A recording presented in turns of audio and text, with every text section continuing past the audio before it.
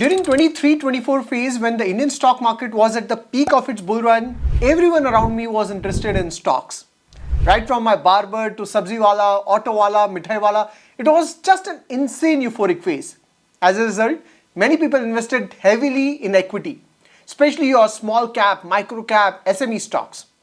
But when everyone was interested in Indian equity, valuations became unsustainable. Then we witnessed massive correction in 2025 and 2026 so far. However, now everyone around me is talking about gold and silver. It's just crazy. And the way gold, silver and all metal prices are rising, many people are investing out of FOMO. At the same time, the way metal prices have skyrocketed, people are confused. They don't have enough courage to buy metals because there's a fear. What if the metal starts falling? And in the past, we have seen silver, copper falling 60 to 90%. So today, as an investor, everyone is confused. Can equity continue to underperform in 2026? Or can gold, silver and other metals continue to rise in 2026? To be really honest, nobody knows anything in near term. Everyone simply speculates. Sure, the way world is behaving, it looks like equity can continue to underperform and metals can continue to rise in the near term. But till when?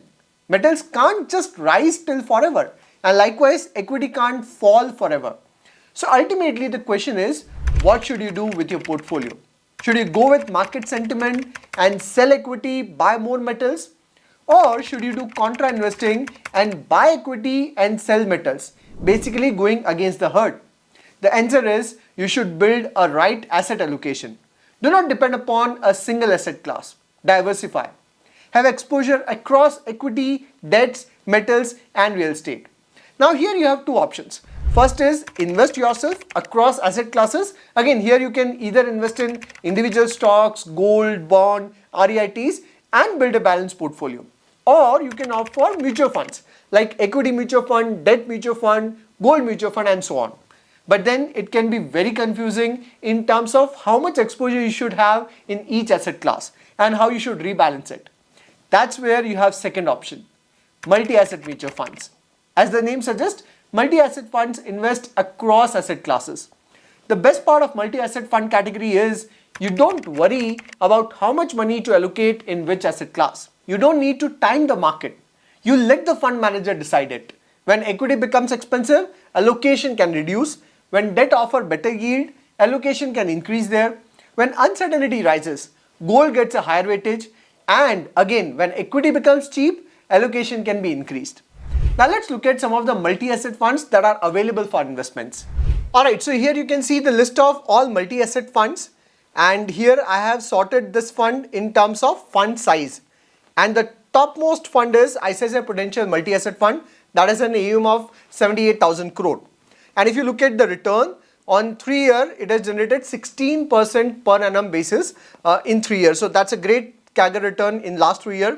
If you look at last 1 year of performance, it is 14% and in last 5 years, it is around 18%.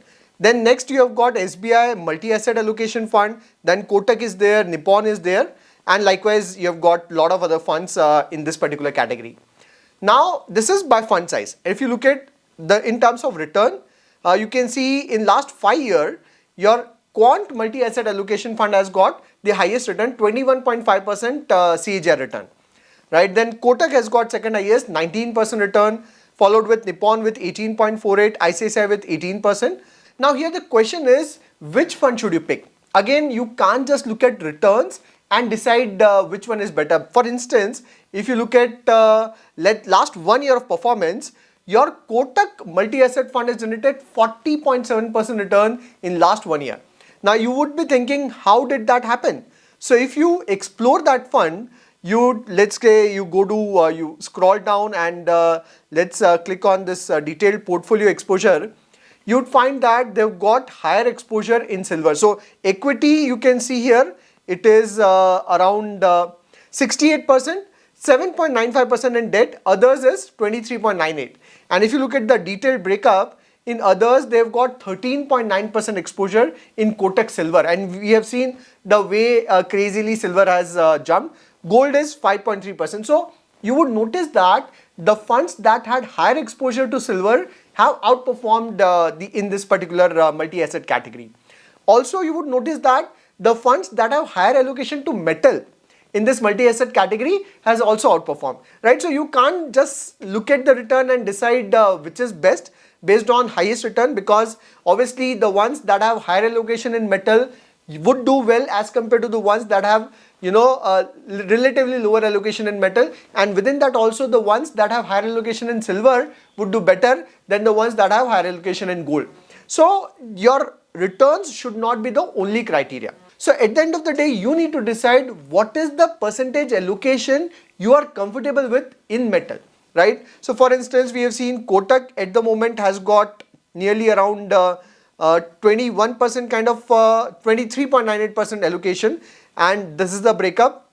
Then if you look at other fund houses, DSP, if you look at it, it has got around your equity is 58.8, within that large cap 44, mid 8.9, small cap 5, others is 26, right? And if you look at the detail, it has got around 10% exposure in gold, and you can see silver is on the lower side. So again, remember that silver is extremely volatile, right? So if you have that appetite to take that volatility, you can go with the fund with higher exposure to silver. Personally, I would suggest that better to allocate money where the fund has a little more balanced approach, maybe 10-15% exposure on the higher side and in the metals, and within that also I would personally prefer the ones that have higher exposure to gold, because that is less volatile, right? So in today's time, obviously the ones that have higher exposure to silver are looking excellent, but then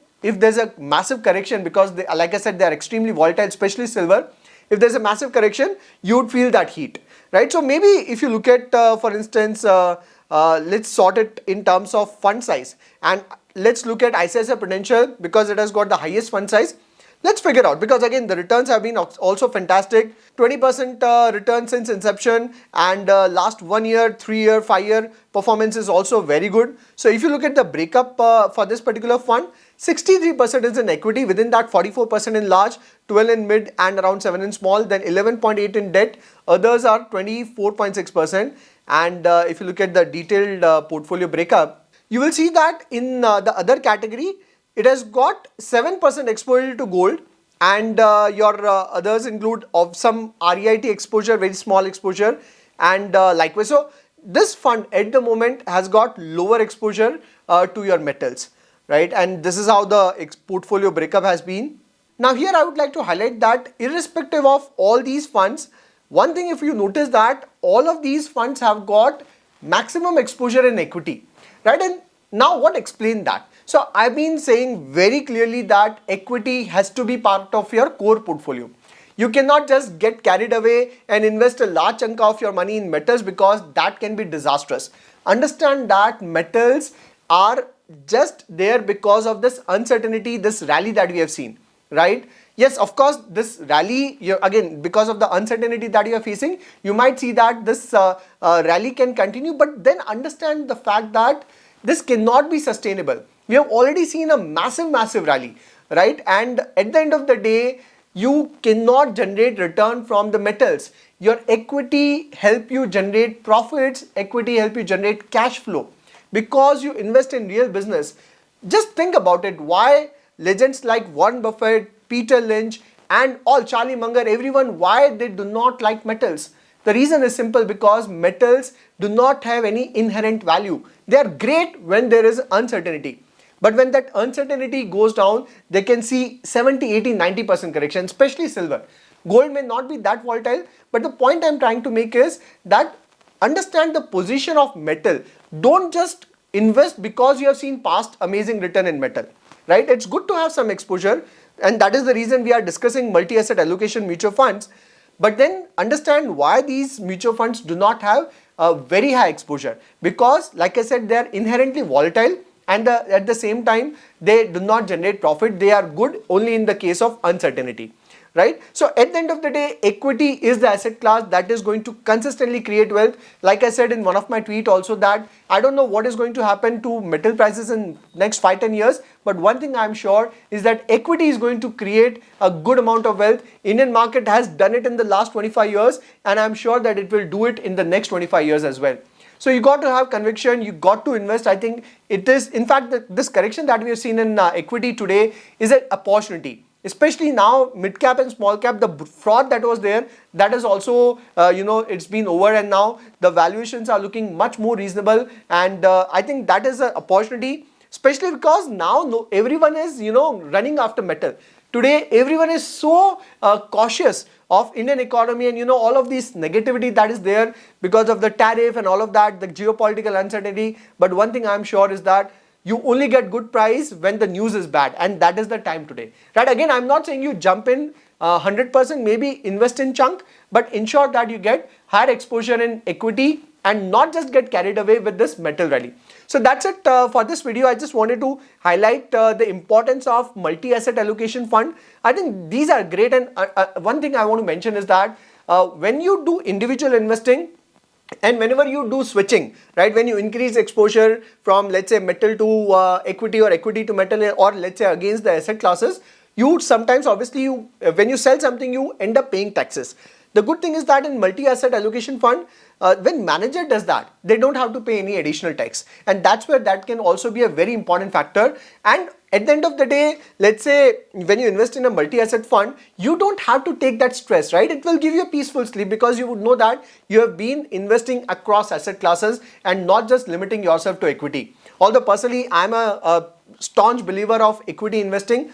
But then those who think that no, we should have some exposure in metals and we are not sure how to do it, I think multi-asset funds can be a great way to do it. So that's it from my side. Let me know in the comments what do you think about this multi-asset fund, and within that, which is the one that you are interested in, right? So that's it. I'll see you in next video. Till then, take care.